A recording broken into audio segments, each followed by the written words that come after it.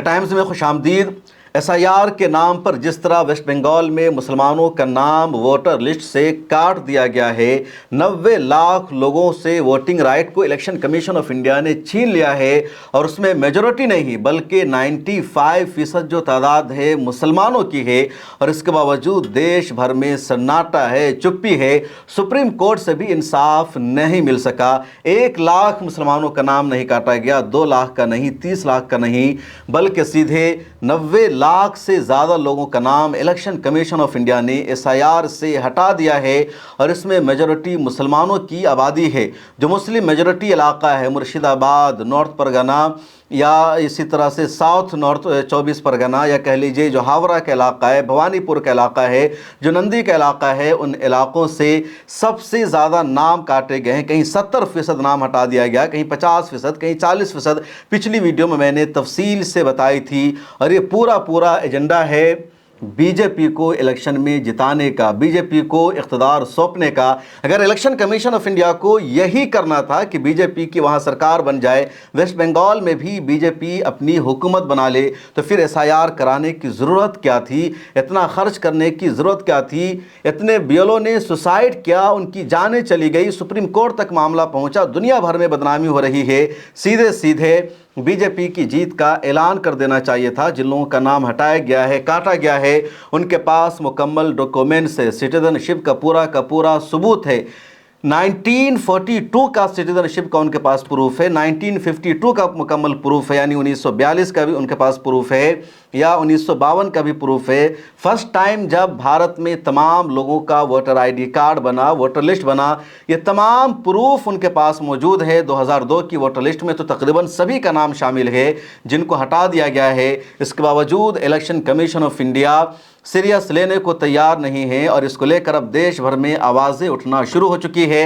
Waste Bengal में 23 और 29 अप्रैल को चुनाव भी होना है, और कैसे बीजेपी चुनाव जीत जाए इसके लिए तमाम हथकंडा अपनाया जा रहा है। दिल्ली में कल एक प्रोग्राम हुआ और इस प्रोग्राम का खिताब किया योगेंद्र यादव ने, जो मशहूर एक्टिविस्ट है। इसी तरह उस प्रोग्राम में मौजूद थे सुप्रीम कोर्ट ऑफ इंडिया के सीनियर वकील प्रशांत भूषण, और भी कई सारे एक्टिविस्ट मौजूद थे। इन लोगों ने क्या कुछ कहा है, क्यों मुसलमानों का और दूसरे लोगों का वेस्ट बंगाल में नाम काटा गया है, एजेंडा क्या है, आप जरा सुनिए। पड़ोस के राज्यों से जजेस बुलाते हैं, उन जजेस को बैठाया जाता है और कहा जाता है आप डिस्प्यूटेड केस पे फैसला करें, और रातों रात डिस्प्यूटेड केस का नंबर 60 लाख हो जाता है। प्रशांत जी, 3 दिन से राहुल शास्त्री और मैं कोशिश कर रहे हैं, हमारे बंगाल के साथी समझाएंगे, ये 60 लाख का फिगर आया कहां से, हमें अभी तक पता नहीं लग रहा है। किसने कहा कि ये डिस्प्यूटेड फिगर है? क्योंकि जिस ERO को अथॉरिटी थी according to the supreme court, उसने तो नहीं कहा। ये किसने फैसला किया कि ये केसेस डिस्प्यूटेड है? आज तक क्लियर नहीं है। 60 लाख केसेस को डिस्प्यूटेड में डाला गया, और फिर इन जजेस से कहा गया कि आप इस पे फैसला कर दीजिए। और एक नहीं केस, बार बार बंगाल, कोलकाता के केसेस आए, जितने केसेस हमने देखे हैं, देखिए भवानीपुर और बॉलीगंज दिन 2 का आया है। भवानीपुर में मुस्लिम का पॉपुलेशन में प्रोपोर्शन है 22%, एडजुडिकेशन में गए 52%, बॉलीगंज 54% है, एडजुडिकेशन में 76%। जब जो फाइल जा रही है वही सिर्फ मुसलमानों की जा रही है, तो डिलीट तो वही होंगे, और कौन डिलीट होगा उसमें? This is what has happened. ये जिलावार है जो मैंने कहा था कि किन किन जिलों के केसेस दिए गए। ये आप सिर्फ पहले 4 केसेस देख लीजिए। 5 केसेस मालदा, उत्तर दिनाजपुर, कूच बिहार, मुर्शिदाबाद और कुछ हद तक पूर्वी बर्धमान। इन सब में 50% से ज्यादा केसेस एडजुडिकेशन के लिए गए हैं। और ये सारा इलाका कौन है? जो बंगाल थोड़ा सा भी जानता है वो जानता होगा, ये सारा मुस्लिम मेजॉरिटी कंसंट्रेट, मेजॉरिटी नहीं, मुस्लिम, हाई मुस्लिम पॉपुलेशन का एरिया, जो दिनाजपुर से शुरू होता है, मालदा तक आता है, और इस वेस्ट की तरफ जाइए तो थोड़ा सा उसमें बर्धमान का इलाका आता है। This is the Muslim majority area, सारे वहां के केसेस का। आगे चलें, ये उसका वो है। So I just come to my final point. जैसा मैंने शुरुआत में कहा था, इसकी एक पॉलिटिकल स्क्रिप्ट थी। फाइनली क्या हुआ? जो 27 लाख केस डिलीट हुए हैं वो बंगाल के वोटर्स के 5% के करीब होंगे। जो एक्चुअल वोटिंग पॉपुलेशन है, इलेक्टोरेट नहीं, इलेक्टोरेट ज़्यादा है, इलेक्टोरेट का 3-3.5% है, लेकिन जो वोटिंग पॉपुलेशन है उसका 5% है। टीएमसी का आरोप है कि ये 27 लाख, शुरू वाले जो कटे थे 58 लाख, उसमें कोई पॉलिटिकल पैटर्न नहीं था, कम से कम मुझे दिखाई नहीं दिया। लेकिन ये जो 27 लाख हैं, ये बिल्कुल उसी नियत से किए गए हैं। और ये देखिए, पहले टीएमसी का गैप था 9%, 24 में आके हो गया था 7%, और जो अनयूजुअल डिलीशंस हुए हैं ये 5% है। इसका क्या असर होगा? 2021 में TMC won 36 seats bye margin of less than 5%। तो 36 सीट सीधे सीधे स्कैनर में।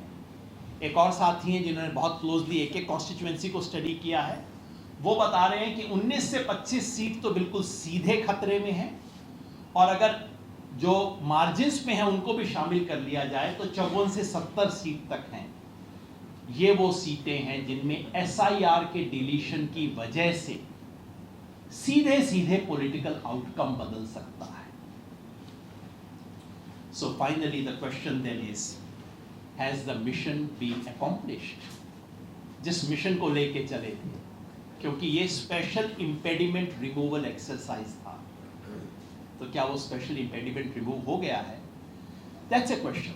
और ये सिर्फ पॉलिटिकल एनालिस्ट का क्वेश्चन नहीं है, ये इस देश के हर नागरिक का सवाल होना चाहिए, क्योंकि अगर वोटर लिस्ट को क्यूरेट किया जा सकता है फिर तो कुछ भी हो सकता है। लोकतंत्र इस बिना पे चलता है कि वोटर सरकार को चुनते हैं, सरकार वोटर को नहीं चुनती है। लेकिन यहाँ सरकार वोटर को चुन रही है।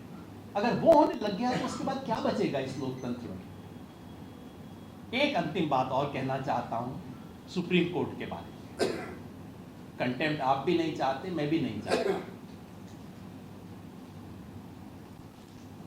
इसमें कोई शक नहीं कि सुप्रीम कोर्ट को एक बहुत ही मैसी सिचुएशन के अंदर इंटरवीन करना पड़ा, मगर सवाल ये भी है कि वो मैस बनाने में खुद सुप्रीम कोर्ट की कितनी भूमिका थी। आप इजाजत देते हैं मिलॉर्ड, आप लोग इजाजत देते हैं कि इतने बड़े इंटेंस पॉलिटिकल राज्य में 4 महीना पहले वोटर लिस्ट नए सिरे से लिखी जाएगी। आप इसकी इजाजत देते हैं कि लॉजिकल डिस्क्रिपेंसी, जिसका कहीं कोई जिक्र, किसी कानून रूल कहीं पे नहीं है, उसके नाम पे 1.5 करोड़ लोगों को नोटिस दिए जाएंगे। आप इसका इजाजत देते हैं कि लिस्ट सार्वजनिक नहीं की जाएगी, लिस्ट को इस तरीके से छुपा छुपा के डाला जाएगा।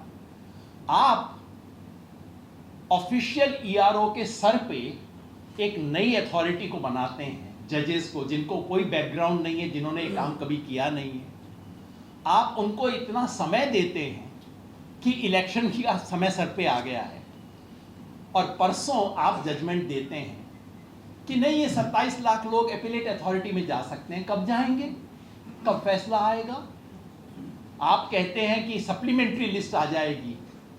वेस्ट बंगाल के सीओ ने उस दिन रात को कह दिया कि जो सप्लीमेंट्री लिस्ट आएगी वो अगले चुनाव में वोट देंगे।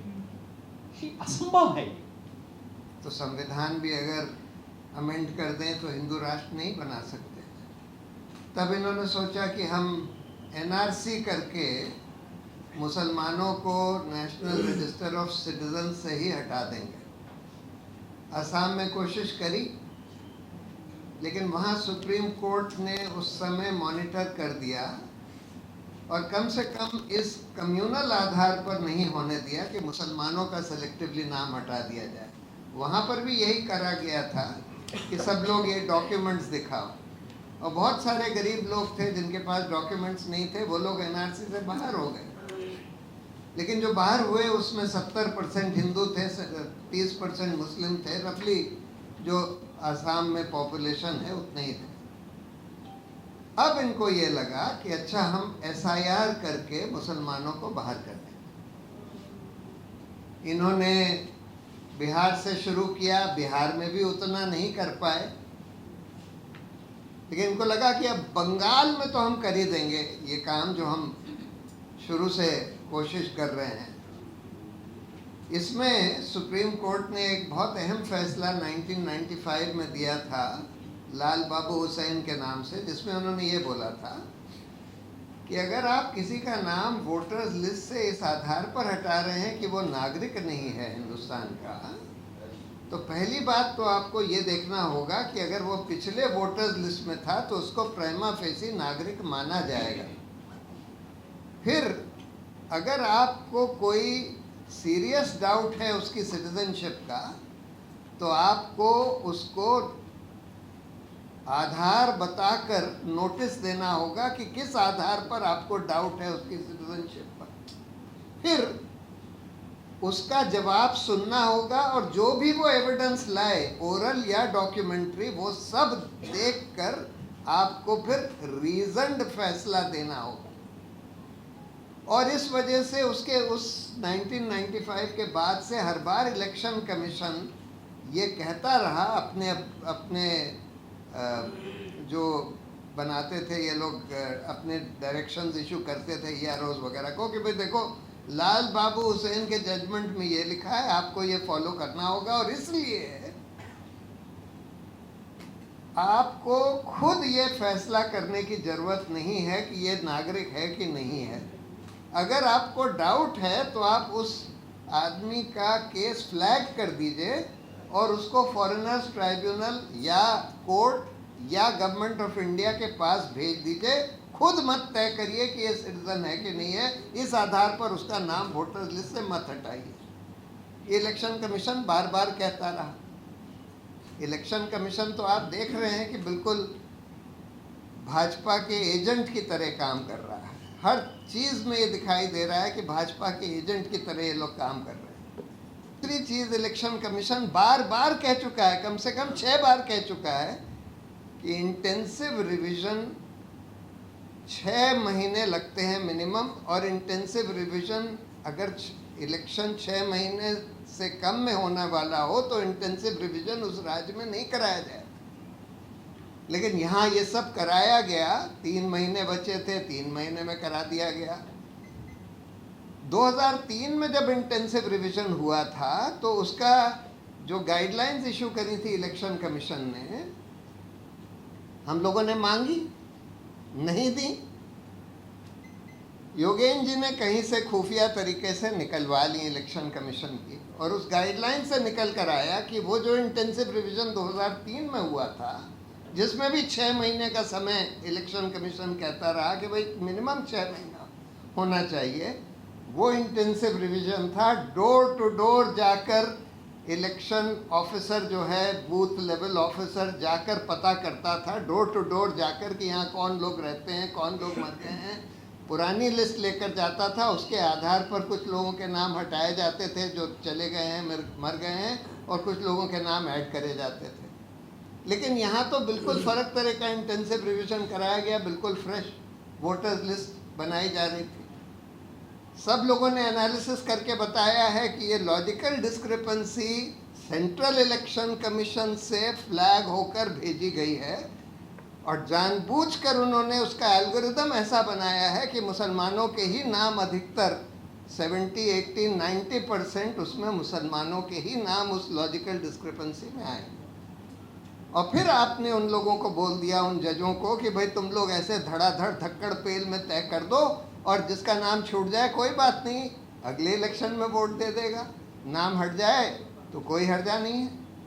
यानी कि ये वोटिंग राइट को ऐसे ट्रीट कर रहे हैं। देखिए लॉ ये है, और लाल बाबू हुसैन में भी ये कहा गया, अगर डाउट है तो उसका नाम रहेगा, जब तक आप प्रूव ना कर दें कि वो नॉन सिटीजन है और ऑर्डर ना दे दें, तब तक नाम नहीं हटाया जा सकता। उसको अपॉर्चुनिटी फॉर हियरिंग देनी पड़ेगी, उसको सारा एविडेंस प्रोड्यूस करने की अपॉर्चुनिटी देनी पड़ेगी। लेकिन आप इस तरह से धक्कड़ पेल में नाम हटा रहे हैं, और बहुत ही दुर्भाग्य की बात है कि सुप्रीम कोर्ट इस सब इलीगैलिटीज़ के बावजूद, क्या क्या इलीगैलिटी, पहली बात तो आप पूरे देश में नए सिरे से वोटर्स लिस्ट बना रहे हैं जिसकी कोई अथॉरिटी नहीं है कानून में। उसके बाद आप इतना धक्कड़ पेल में 3 महीने के अंदर होने दे रहे हैं, जबकि इलेक्शन कमीशन खुद कह चुका है कि 6 महीने से कम में नहीं हो सकता।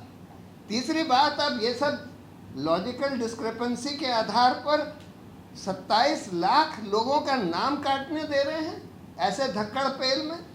बहुत ही दुर्भाग्य की बात है कि सुप्रीम कोर्ट ही आज इस हमारे लोकतंत्र का गला घोटने की इजाज़त देता चला जा रहा है। और वो केस जो हमने फाइल किया था, जो कि 1.5 साल से पेंडिंग है, 2 साल से, कि इलेक्शन कमिश्नर्स का अपॉइंटमेंट सिर्फ सरकार नहीं कर सकती। कॉन्स्टिट्यूशन बेंच 5 जजों की खंडपीठ ने ये बोला कि अगर सरकार के हाथ में इलेक्शन कमिश्नर का अपॉइंटमेंट होगा तो हमारा लोकतंत्र खतरे में आएगा, इसलिए सरकार के हाथ में नहीं हो सकता। और उन्होंने बोला कि 3 लोगों की कमेटी होगी, prime minister, leader of opposition और चीफ जस्टिस ऑफ इंडिया। सरकार ने कानून बदल दिया, प्रधानमंत्री रह गए, लीडर ऑफ ऑपोजिशन रह गए, चीफ जस्टिस को हटा के उन्होंने बोला एक और मंत्री nominated by the prime minister, जिसमें अब अमित शाह आ जाते हैं। तो फिर से सरकार के हाथ में आ गया। इस कानून को हम लोग ने चुनौती दी, और देखिए चुनौती तो बिल्कुल सिंपल है। हम तो ये कह रहे हैं कि फिर 5 जजेस ये तय कर चुके हैं कि अगर सरकार के हाथ में होगा इनका चयन तो फिर हमारा लोकतंत्र खतरे में आ जाएगा, हमारे बेसिक स्ट्रक्चर का हनन हो जाएगा। तो इसको तय करने में कितना समय लगता है? आप उसको टालते चले जा रहे हैं। 1.5-2 साल हो गया, और साथ में इस तरह का बिल्कुल इलीगल SIR चलते दे रहे हैं, और उसमें से थोड़ा बहुत लीपापोती करके उसको चलने दे रहे हैं। बहुत ही दुर्भाग्य की बात है कि सुप्रीम कोर्ट ये सब होने दे रहा है। Say, if you are in Bengal right now and if your name is not there, you know, already 27 lakh people's have been deleted, 91 lakh people's names are not there. So what happens? Only 91 lakh people or citizens are affected? No.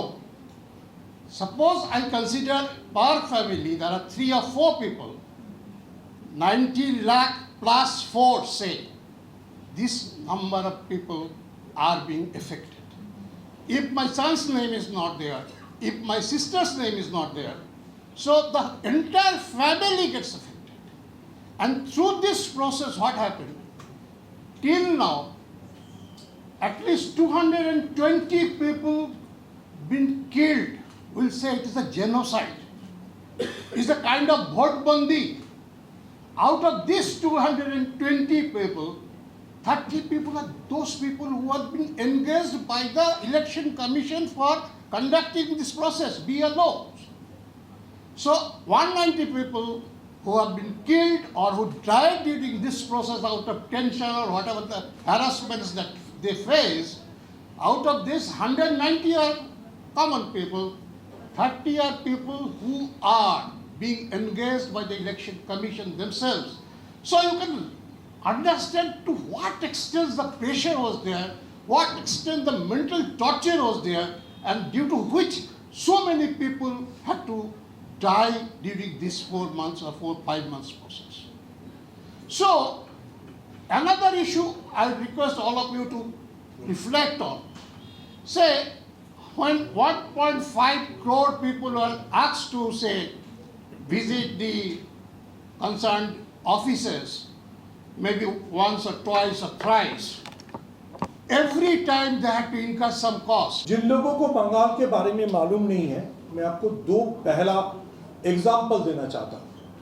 एक high court का एक जज शाहिदुल्ला मुंशी, उनका नाम delete हो गया। तो क्या ये मानना पड़ेगा जो होम मिनिस्ट्री उसको जब हाईकोर्ट का जज बनाया था उसके बारे में पता नहीं था? अच्छा, जो बीरभूम जिसके बारे में जोगिंदर जी बताया, बीरभूम का जो DDEO था उसका नाम था इरफान हबीब। नाम थोड़ा सा पहचाना है, लेकिन वो इरफान हबीब WBCS ऑफिसर था। वो इलेक्शन कमीशन का DDEO था और उसका नाम ही उस दिन डिलीट हो गया। मेरे ख्याल से टैगोर और रामकृष्ण बच गए, वो मर गए, नहीं तो उन लोगों को भी साल में नाम डिलीट हो जाता, क्योंकि उनको को पता दिया जाता कि ये बंगाल का रहने वाला नहीं है। जोगेंद्र जी सुप्रबुद्ध से नंदलाल बसु के बेटे के पोते के बारे में बताया, लेकिन जो आज का सवाल है, ये जो 27 लाख लोग हैं, इनका क्या होगा? क्या होगा प्रशांत भूषण जी बहुत अच्छी तरह से बताया, मैं आपको उसके भी एक एग्जाम्पल देता हूँ जी कैसे ये 27 लाख लोगों को शनाख्त किया गया, ये भारत का नागरिक नहीं है। इनमें से एक का नाम था मोताब शेख, जो कांग्रेस का फराक्का का कैंडिडेट था। उसके पास पैसा था, वो सुप्रीम कोर्ट में अप्रोच किया। उसी दिन कलकत्ता हाई कोर्ट का एक चीफ जज ने उसको रिहा कर दिया। मैं आपको दावे के साथ कह सकता हूं, दावे के साथ, अगर ये 27 लाख का हर लोगों का केस को जांच किया जाएगा तो ऐसा ही होगा। क्यों मैं ये बता रहा हूं? मैं आपको और एक डेटा बताता हूं कैसे टारगेटेड था। शमशेरगंज, आप लोग सब मुर्शिदाबाद के बारे में इतने सुने हो। शमशेरगंज की मैं बताता हूं जहां पे मुस्लिम पॉपुलेशन इज 82%। वहां पे पार्ट 123 में अप्रूव्ड 143, डिलीटेड 451। कितना सही है ना। Part 124 approved 158, deleted 328। Part 125 approved 127, deleted 338। Part 126 approved 66, deleted 338। मैं पूरा शमशेरगंज का पूरा डेटा देता रहूंगा और हैरान होते रहेंगे जी कैसे मुस्लिमों को टारगेट किया गया। ये टारगेटेड था। टारगेटेड नहीं था तो शहीदुल्लाह मुंशी और इरफान हबीब को ऐसे नहीं होता। आप अगर देखेंगे बंगाल में जितने WBCS ऑफिसर काम कर रहे थे, उस्मान गनी से मैं आपको 10 नाम बता दूंगा, सारे लोगों को नाम डिलीट किया गया जो WBCS ऑफिसर एडमिनिस्ट्रेशन में थे। तो आपको पूछना पड़ेगा, क्या सिर्फ मुसलमान होना एक गुनाह है?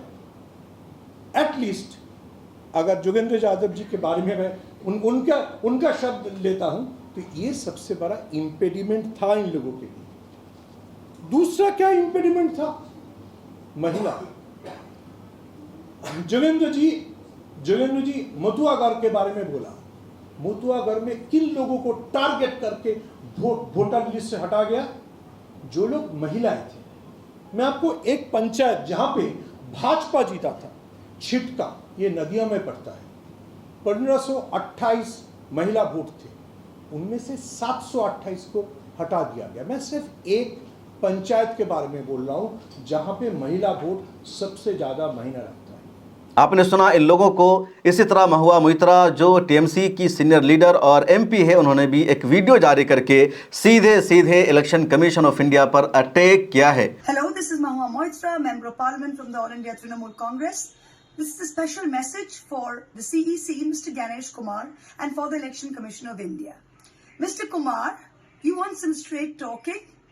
We specialize in straight talking. I'm here to give you some straight talking. Mr. Kumar, you sit at the head of a constitutional body, the Election Commission, which is paid for by taxpayer money. It is not your business to issue open threats in the vilest language possible, the language of a street bully, to the second largest opposition party in India. It is not your job to disenfranchise crores of valid voters who make up the largest democracy in the world. You have done this at the behest of your masters, the BJP, and you believe that you are untouchable. Well, let me give you some straight talking, Mr. Kumar. We too want special polls this time. We want polls that are free from Delhi's control. We want polls where every valid voter in India is allowed to exercise their franchise for whosoever they wish. We wish for polls where you, the Election Commission, do not use your machinery and the resources, which are actually taxpayer resources, in your hands to misuse the CAPF and misuse all the forces by your specially appointed IPS officers. We wish that you and your CEO in West Bengal do not roam around Bengal with nominees of the BJP and elected representatives of the BJP. We too wish for a free and fair vote, and if you don't give it to us, we will find a way where our voters in Bengal will still show courage, and they will go and they will elect us back. You will be able to do nothing. I am telling you right here, Mr. Kumar, come the 4th of May, here's some straight talking. We, the Trinamool Congress, will be back in the state. Mamata Banerjee will be back as Chief Minister, and you will go back exactly to where you were, a bootlicker of the BJP. आपने सुना महुआ मोइत्रा को, जिसमें उन्होंने साफ कहा कि अगर election commission of India को बीजेपी को जिताना था तो ये सब करने की ज़रूरत क्या थी। वेस्ट बंगाल में बहुत ज़्यादती हो रही है, बहुत जुल्म हो रहा है, और मैं जल्द ही वेस्ट बंगाल के मुर्शिदाबाद में आने वाला हूं ताकि जो सच्चाई है, जो ग्राउंड रियलिटी है, वो वहां जाकर आपको बता सकूं, आपको मैं समझा सकूं कि किस तरह वेस्ट बंगाल में मुसलमानों के साथ जुल्म हो रहा है, ज़्यादती हो रही है। इस वीडियो में इतना ही, मुझे दीजिए इजाज़त। अल्लाह हाफिज़।